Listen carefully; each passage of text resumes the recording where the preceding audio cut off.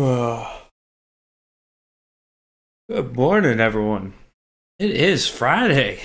Friday morning with the beard. Yes, we will not be having the show tonight, which means I had to bump it up a little bit earlier, so I apologize if you guys are going to be stuck watching the replay, but I appreciate you watching the replay nonetheless.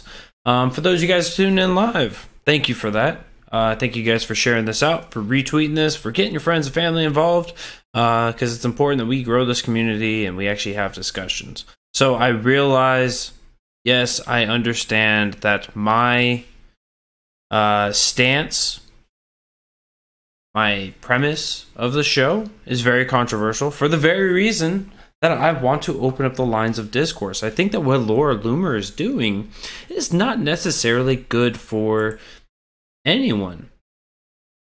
Loomer's your hero. Well, that's fine. I advocate and I open up the phone lines for anyone and everyone who wants to call in. Please do feel free to call in. So a little bit of a back history on Laura Loomer in case you guys have been missing out on that. Laura Loomer is a quote unquote conservative. She is of the right of the aisle, right of center individual. I wouldn't call her an extreme right or a far right, as what the media has been portraying her as, but I would say that she certainly has displayed some angry rhetoric in the past towards pointed individuals, specifically when we talk about what has led her to be banned from Twitter. She was talking about one of two Muslim congresspersons that is in favor of things such as FGM, right? Female genital mutilation, in favor of Sharia law, of having a secondary or a stronger stance for, or a secondary set of laws that are religious in nature to be enacted, right? She stands against Sharia law and she stands against a lot of the Islamic faith. And so she was banned from Twitter after being such a political activist, after taking pretty harsh stances on a lot of things and being, I would say, being detrimental to the conversation overall because of the way that she's gone at things. And so yesterday she went to Twitter itself. She went to Twitter HQ and decided that the best possible route for rectifying her situation was to handcuff her to one of the doors. Now, she was smart enough not to handcuff to both doors. Blocking an entrance would be a violation. It would also create a fire hazard. So she barricaded herself to the door and stood there and was going to protest. What was she protesting? Well, she was protesting against Twitter for banning her off of Twitter. So that's the big ordeal, right? I got blocked off of Twitter, and so therefore I'm going to protest Twitter. You have every right to do so. You have every right in order to use your First Amendment to go against things that you find wrong. And so, I think I'm glad that she wanted to do something, but listening, I was talking with, and if you guys haven't followed Boogie Bumper makes a great analogy when it comes to this, was that, what's going on, Matt Hops? When it comes to a situation and you're in a bad situation, you're in a situation that's not favorable in your way or in anyone's way, and that is, of course, Twitter silencing and censoring not only conservatives, but libertarians and anyone who goes against their agenda. That just doing something doesn't mean that you're doing something good, right? And the analogy that Boogie Bumper had used, and I think it was a great one, was if you're in a forest fire, and so you wanna get out of this situation, you wanna get safe. You want to be safe. You want to preserve your life, liberty, and the pursuit of happiness. And so you decide to drive your car off of a cliff. Yeah, you're out of the fire. Sweet. You did something. But now you're dead because you fell off of a cliff, right? So I think that when it comes to Laura Loomer, right, there's an obvious issue there. There's a problem there. And I think just locking yourself to Twitter gave them easy outs, and it wasn't something that was going to make any large impact, right? I knew going in on this, I knew watching this, that some basic blowback would be that more conservatives were going to bow out. And I know that Fox News hasn't tweeted on Twitter since I think it's 3 weeks now. So we're seeing conservatives pulling away from Twitter, and that's a good thing in my opinion.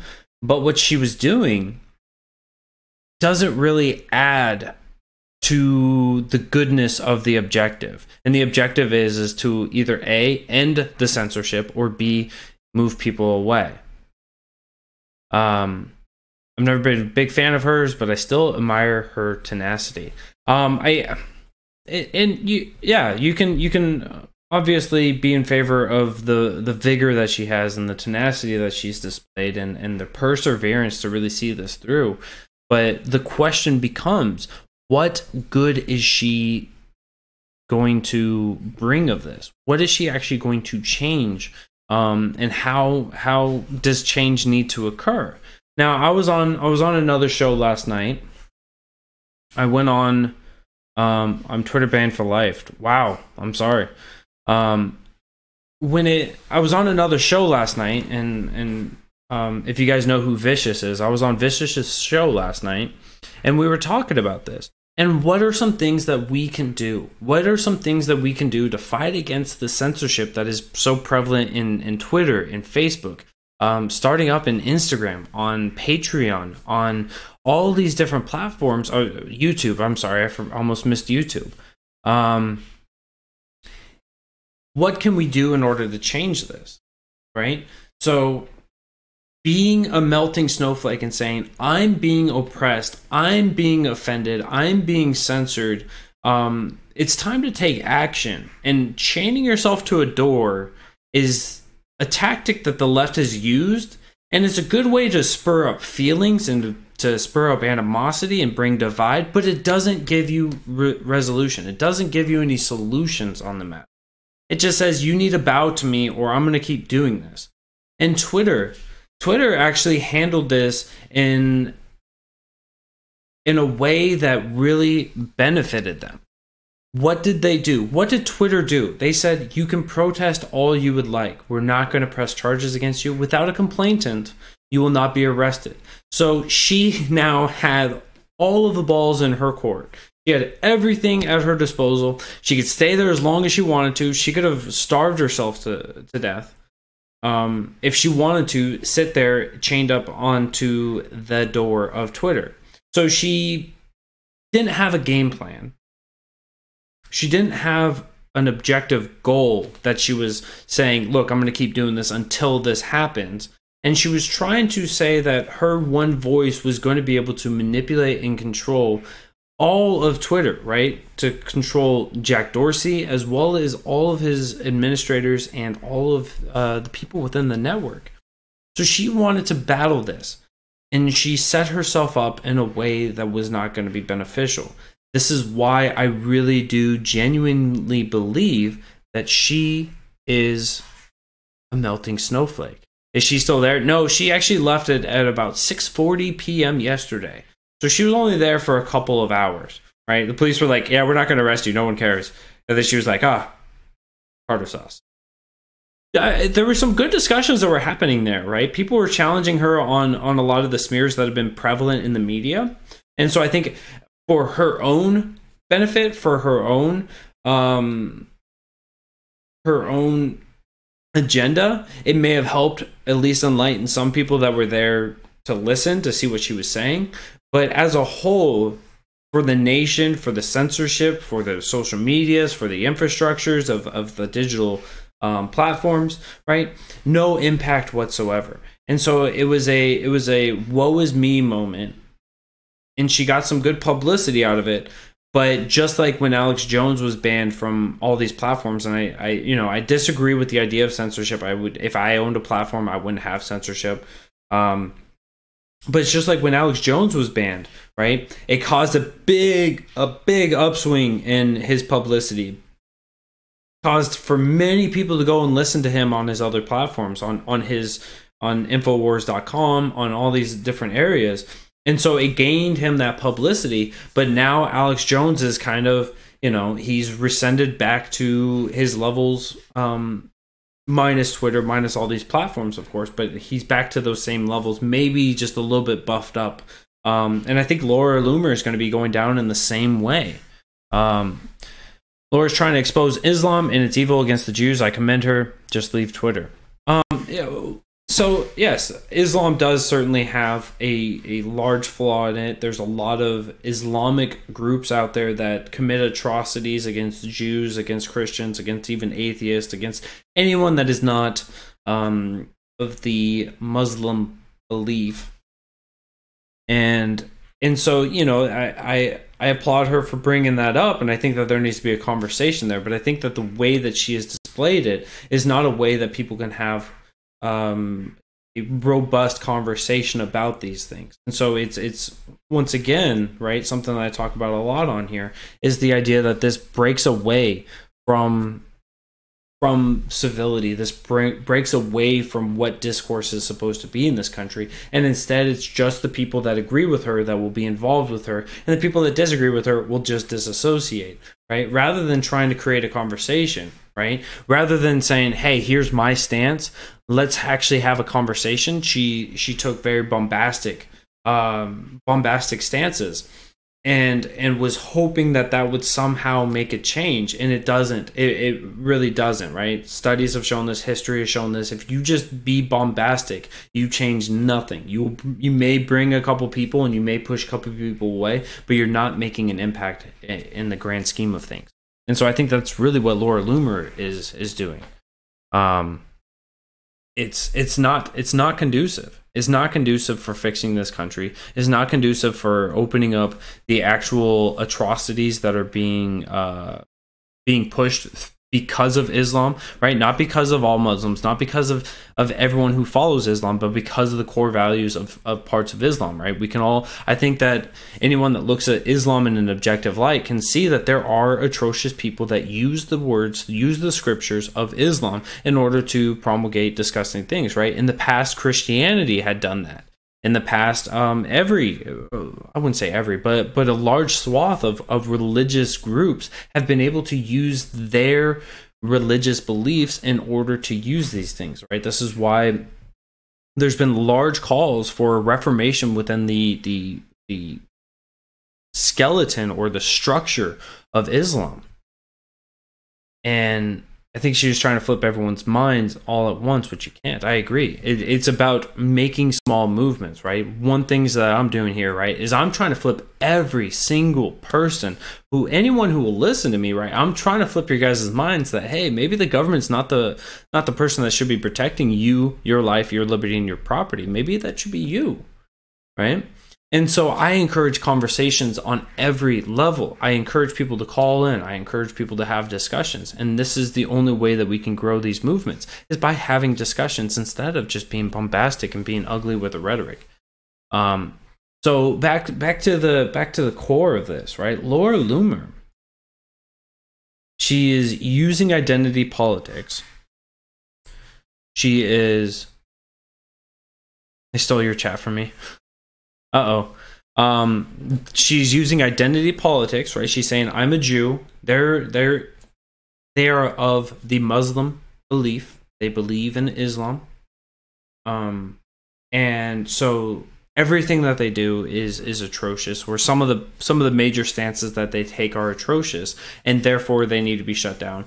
She gets blocked on Twitter for that, and then now she's saying, look, I'm being oppressed for talking out against others. And I think if we look at Twitter has been silencing a lot of people that have been in dissent, right? Lately, we've been seeing a lot more conservatives. We've been seeing a lot more libertarians being shut down. But there have even been some left-wingers that have been shut down for advocating for violence against others. There has been. And it is what it is. So all she really did was show that if you're on the right and speak too loud, both sides will turn on you.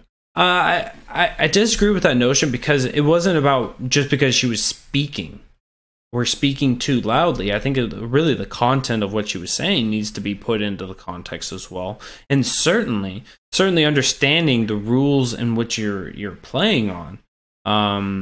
That needs to also certainly be put into the context. We understand that Twitter, right, despite what Jack Dorsey says to the government, right, when he went to the hearing, I believe that was the House Judiciary. Despite what he said, you know, they do want to play politics. They do want to control the views. They do want to control the narrative. And so you have to understand those things, and you have to be able to draw people in within those rules, and then hit them on other spaces, hit them on other areas.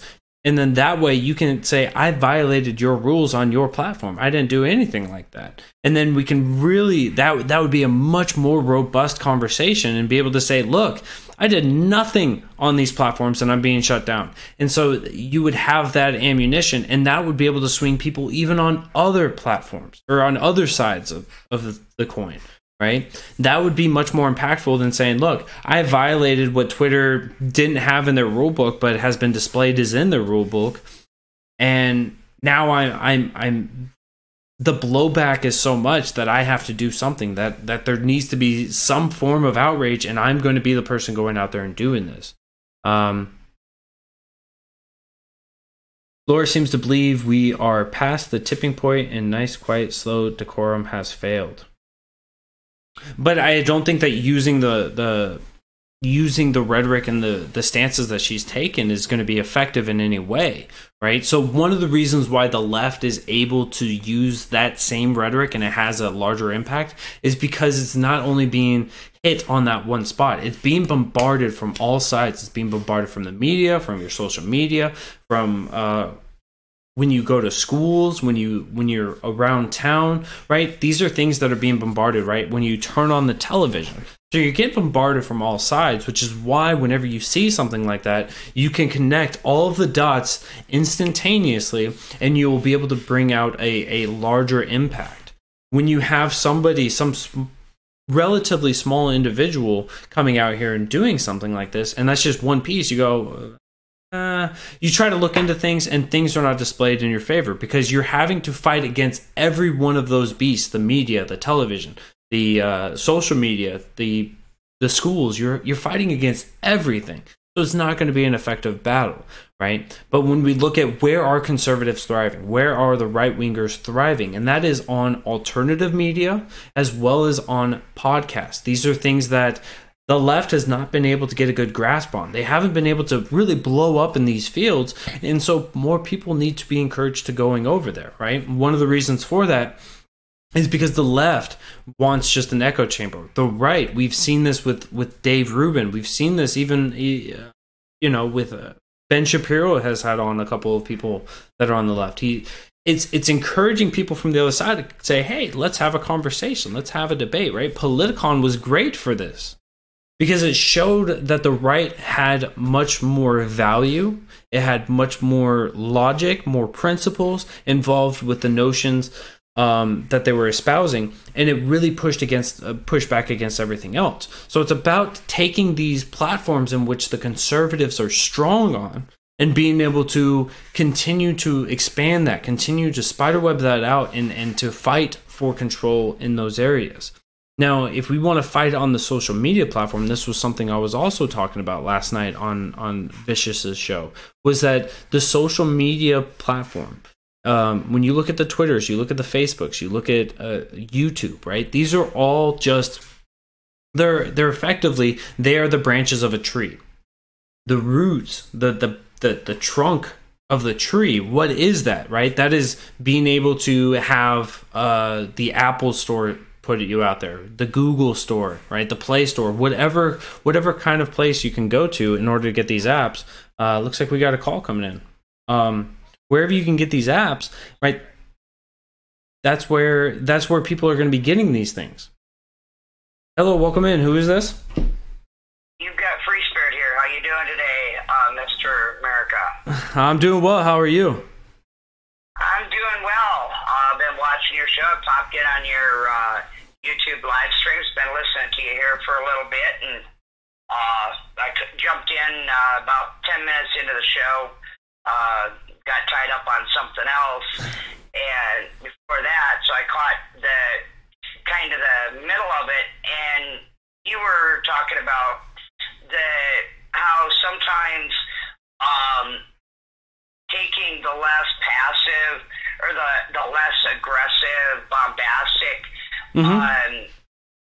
ways of doing things. Well, I think we're all familiar with the August 2014 spreading all through 2015 of the non-indictment verdict that came down the night before Thanksgiving. I'm pretty sure you're familiar with that timeline, are you not? I think so. Ferguson. Yes. All right. Do I believe that lighting a town up was the right way to bring about and start a dialogue? Yeah, by definition, that was a way out there bombastic, and I was one of the few out there caught up in the crossfire from day one of those events, and I've seen a lot of things that a lot of the footage that was put out on the mainstream TV that did capture a lot of that narrative that actually did go down. And some of those fires actually were not started by protesters.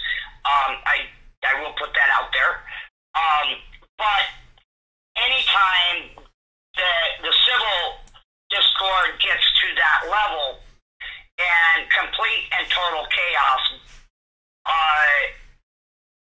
erupts, then we went beyond that tipping point. But we look at what transpired out of that, and dialogue began to happen. So sometimes you have to push things way beyond. And I don't get me wrong, as a journalist, violence never solves anything. Diplomacy is always your best option. Always, bar none. Absolutely.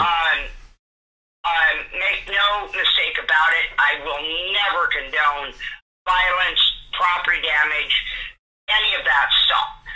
But sometimes you have got to cross that line and do something that is going to shock and wake people up and grab them by the short hairs and rip them out to provoke dialogue and bring about a change. However, sometimes, in some cases, that change is not the change that we need to seek. The change that we need to seek first has to start with being the change that we need to seek. Yep. And sometimes I think that's where things get set askew, and when you've got so many different viewpoints and so many different ideals and essentially too many chefs in the kitchen. Yeah. It's always gonna ruin the chili. But the bottom line is that sometimes you need to step out and you need to force that issue outside of that comfort zone for everybody to bring about systemic, widespread real change. And that's what that Ferguson movement did. It did bring about some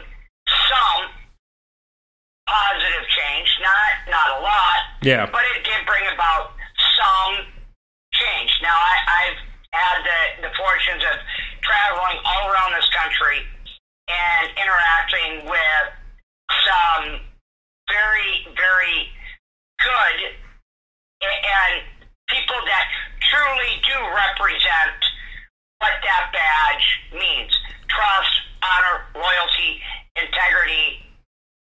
oh yeah, absolutely. Then there are those that should never have been allowed to take that oath. Yes. And, unfortunately, they're the ones that tend to always get the attention. And for a lot of years, I tried to look for that sort of stuff and expose it for what it is. Now things need to really shift. Let's look at the positives and really look for the good things, Mm-hmm. It's a lot like every time you turn on the news, what do you hear? Shootings. Yep. It's a hyper focused on the negative. Yes. And I think that you as a journalist, I think you can appreciate this too. We give all these negative events, we give them no attention. Eventually, they will go away. Yeah. No matter how off the chain they get, you don't give them that standout attention that they're craving. It's a very delicate balance that we have to walk. Yes, it certainly is. To do so and remain completely unbiased is even harder yet. And to remain completely neutral, no matter what topic it is you're talking about, is even harder yet. And I don't think that the majority of the listeners out there and the people out there realize just how hard it really is to remain completely dead center neutral. Yes. On every single topic, and not falling into that left-right paradigm, because that's how they're screwing us up, people. That is literally how they have divided this nation. You're absolutely right. Are you right? Are you liberal? Are you identitarian? Are you this? Are you that? Real simple. Are you a human being? The answer should be yes, because if you get cut, you are going to bleed the exact same color that whether you're black, white, Hispanic, Native American, European, it does not matter. Your blood color is going to remain the same. Yep. So that's where we need to begin that unity. And rather than allowing what these politicians have been trying to push, we need to stand on that unity. And let's not forget what has been transpiring over in the East. Yep. And all this, and I'll leave you with this. The one thing the tactic that everybody seems to always miss: smoke and mirrors, folks. Oh, yes. So prevalent. It's the biggest distractionary tactic that they use all the time. And almost no journalist here on YouTube or whatever other platform you're on, almost nobody wants to come right out and say it, where I've got to see enough. I call it the way it is. and a lot of people don't like that. I call an ace and a spade a spade. But I'm just that way. I call it straight down the middle. No, it's a beautiful message that certainly needs to be heard, right? Because too many people want to get into the paradigm. They want to be a part of the label. They want to be a part of the tribe, and they want to fight out against the others. And so they accept the smoke and mirrors that comes from their side, or just blatantly deny the smoke and mirrors from the other side, and so it loses the objectivity of everybody, and it causes this divide that's so prevalent in our country.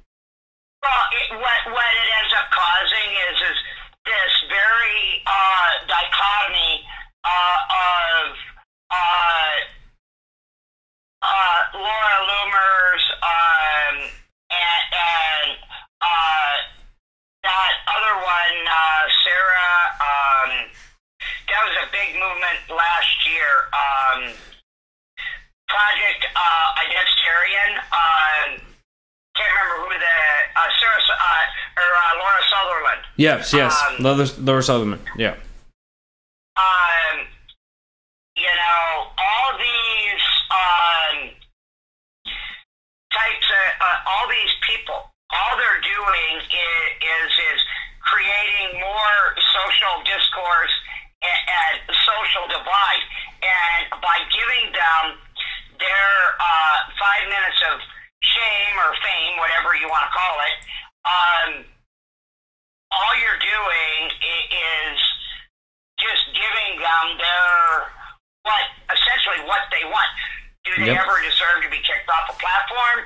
That's a form of censorship, and ironically enough, I was going through my YouTube vids after getting a snail mail letter directly from YouTube that my viewership might not an email, but an actual handwritten letter that and I've been on YouTube since 2011. Oh, wow. I have never, and I've had 4 channels shut down on me. I had never gave them my address, ever. Really? My channel monetized. Yep. So it just gives you a little bit of an insight of where their ability actually is. That they are able to pinpoint exactly where you are at. That is scary. And I got a letter telling me that my channel might actually grow if I would get off the censorship topic, because 85% of my videos were about this very topic that got removed off of Twitter. Yeah. No, I mean, I agree. Like, it's obviously interesting that they're like, hey, if you stop talking about censorship, we'll I think the implied message is we could help you grow and you'll grow more. Just get off the censorship. Don't talk bad about us and about others, and you'll grow. And it's a gross manipulation tactic. It really is. Well, what's ironic is we all remember last year when the day YouTube crashed globally. We all remember that. Yep. Right? Yep. I was the very first person globally to get a live stream off. The very first person in the entire world to cover that. Really? And the video was taken down. Of course. You can't talk about... Luckily, I ripped the video before it was taken down, but they didn't see it that it was it violated the TSO. Yeah. But I still have the original, and someday I might re-upload it just for S&Gs, but this is the links, people, that we as broadcasters on, and this is very thing happens on, it does not matter whether you use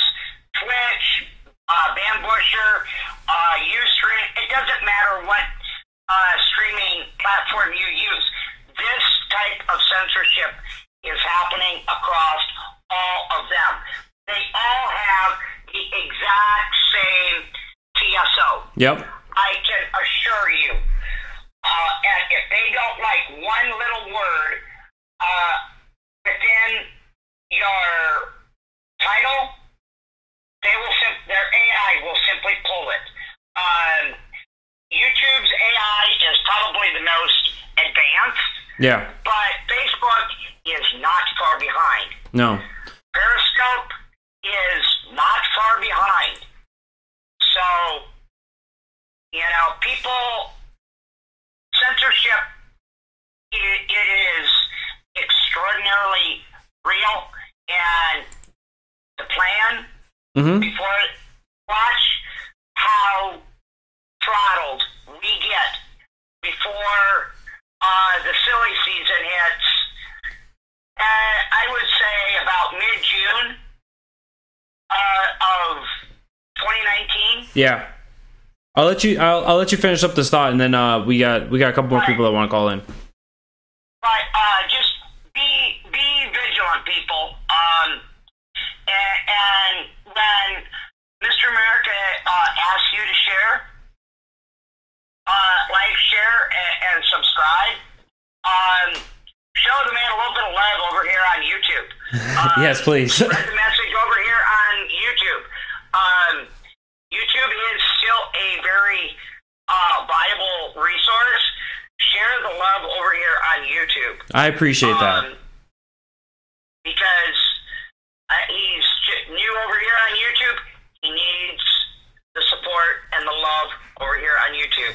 Thank you very much, Mr. America, for allowing me on your show. Yeah, thank you. Have a beautiful day, and enjoy the rest of the show. All right, thank you very much. You have a wonderful night, and thank you for calling in. Yep, bye-bye. Bye-bye. Thank you so much for that. That was beautiful. Yeah, no, I mean, he hit on a lot of amazing topics. A lot of topics that were definitely very prevalent there. Phone lines are open if anyone else wants to call in. I know I missed a call or two, so feel free to call back and we'll get you on. But one of the big things that he was really talking about, and it certainly is real, right? And something we've talked a lot about was the censorship. How do you get around the censorship? How do you fight within the system to pull away from the system, to get away from the censorship, right? When we look at these social media platforms, who are their consumers? Who are the people that are making them money? It is their base. And here we go. We got the next caller in. Bernie. Hey, welcome in. Who is this? My name's Bernie. Hey, Bernie. And I noticed that you have an 802 area code, so obviously you're from Vermont, right? That is, yes, sure. I am not from Vermont, but I want to commend you on being from Vermont. Now, regarding Loomer, you were missing the bigger picture, son. okay. You have to realize that this is a journalist that was censored. And not one single colleague in the journalism profession will stand up for her. Not one single person like Jim Acosta will stand up and say, why is she being censored? No, of course not. Why is that? If the media is not the enemy of the people, why won't they speak up when censorship occurs? Well, because they're on opposite sides of the aisle. It's an indefensible thing if something happens egregious against your opponent. Right? Let me put it this way. You're a broadcaster. Yes, sir. I'm a broadcaster. Now, if you were censored, I would say that's bullshit. All he's doing is getting his opinion. Yep. Laura is a journalist. Have at least one colleague stand up for her. I'm not saying this is like, just CNN. Fox News isn't standing up for her. There's something going on here right now. Oh yeah, no, I mean even with Alex Jones, and I think Alex Jones certainly has it compared to Laura Loomer, definitely has a much larger impact, right? Even then, Fox News was hesitant too. But I think it's really when you look at the way that the Laura Loomers, the Laura Sutherlands, the the Alex Jones, whoever it is, right? These are all competitors against the mainstream media, and so you have to understand that and put that into the context of the conversation. And so certainly, right, as the Alex Jones grows, right, he rails against the mainstream media and helped make them an enemy, right? If I get censored, I would not expect a single member of the mainstream media to ever advocate that I be unblocked, uncensored, unbanned, or anything else, because I rail against them constantly, right? So what you're saying here is the mainstream media should not be supporting independent journalists, even though journalism by definition should be independent reporting. No, so I think that the mainstream media is no longer really journalism. I don't think that they are objective. I don't think that they care about the truth. I think that they care about their narrative and their agenda. And so when they get to that level, I don't think that you can classify them as actual journalism. I don't think you can classify them as somebody who cares about the free press. Huh? Fair point. Fair point. I'm giving you a fair point there. Why is Laura a snowflake? So the reason why I called her a melting snowflake is because the process in which she is trying to protest against this. So one of the things that I've spoken out against whenever anyone is protesting is that you have to have an objective goal that must be met. Who you're protesting against, you must say you have to meet these criteria, right? A, B, C, and D. And once you meet these, then the protest will end. She protested in a way that was not going to be effective because she didn't have those standards set out. She also did not have a group of people that were supporting her, that were backing her. So it was just one singular voice. She decided that she was going to lock herself against the Twitter HQ, which I think is a good publicity stunt, but it doesn't necessarily change the discussion, doesn't change the views of anyone. People who agree with her are going to support her. Agree with me? Agree with me that censorship's running rampant? Oh, yes, absolutely, 100%. I censor myself all the time anytime I come on social media. I have to. When I go on the radio airwaves. American, you have to censor yourself. Yeah, it's disgusting, isn't it? I understand that. Yeah. I just don't understand why, if you're an American, you have to censor yourself. That's robotic to me. So it's not because I'm censoring myself. I'm censoring myself on the specific platforms, right? If I understand that Facebook doesn't want me to talk about how Hillary Clinton failed the men there in Benghazi, right? I wouldn't talk about that. But when I talk to people outside of that, I'm sorry? That's not American. That's bowing to censorship. That's not American. It's bowing to a corporation. Yes, absolutely, right? But when I come off of there, right? When I'm talking freely amongst people, right? I can talk and I can use actual free speech, and I can actually encourage people to get involved in that way. And so when I'm talking on social media is different than when I'm talking on the radio, which is different than when I'm talking in real life, right? And so the only difference, the content doesn't change, right? It's just of how far I'm able to go, how deep into the weeds am I able to actually talk about these things. That's the only difference that really comes. And so it's understanding the territory that you're in. Have you ever been suspended from social media? I think I was blocked for like a week one time. I think that's it. Okay, did they tell you why? Yeah, because I posted something. It was so.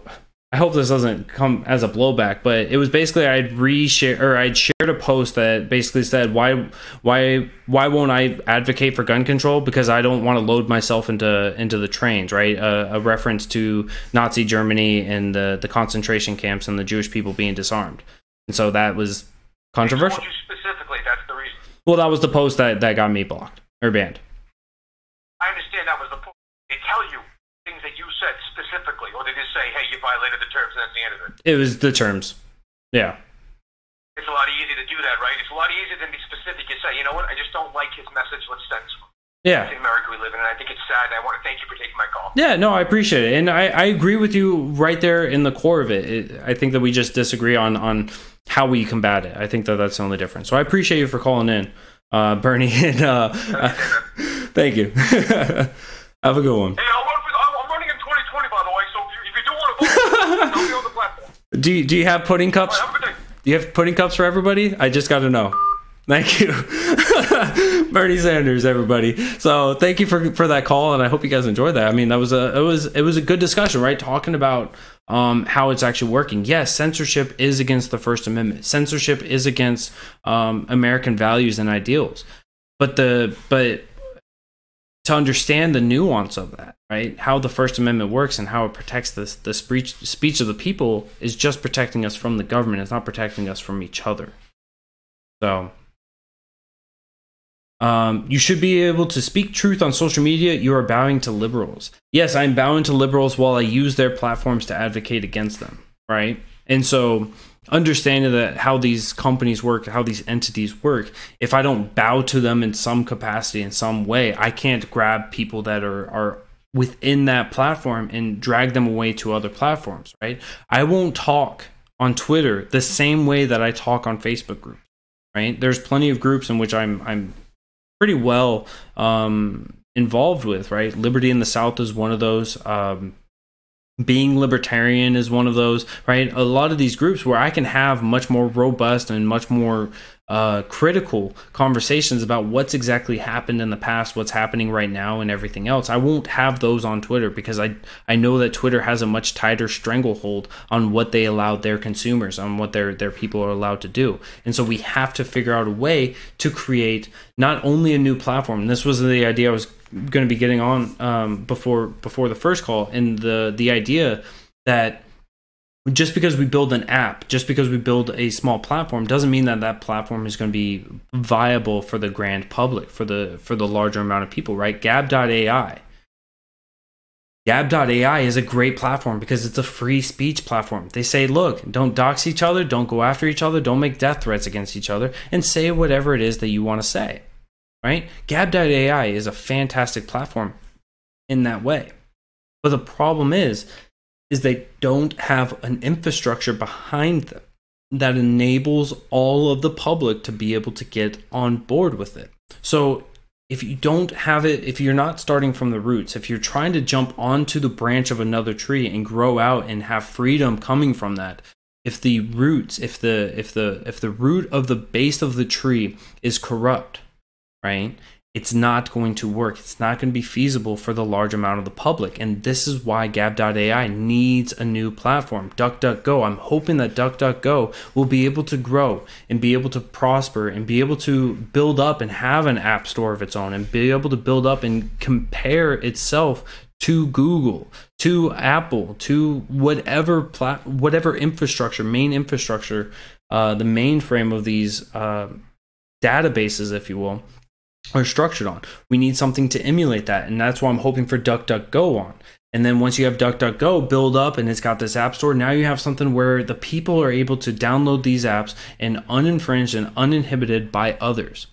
Because Gab.ai, you can't go and download it from the Google store. You can't download it from the iTunes store, right? You have to be able to find other ways of doing it. And so when you make extra hurdles because of the infrastructure, right? That's what needs to come next. That's what we need to build up. And so there are ways that we can have platforms that don't have censorship. I am against censorship in its entirety. I call it out when it happens, right? Laura Loomer was censored. Alex Jones was censored.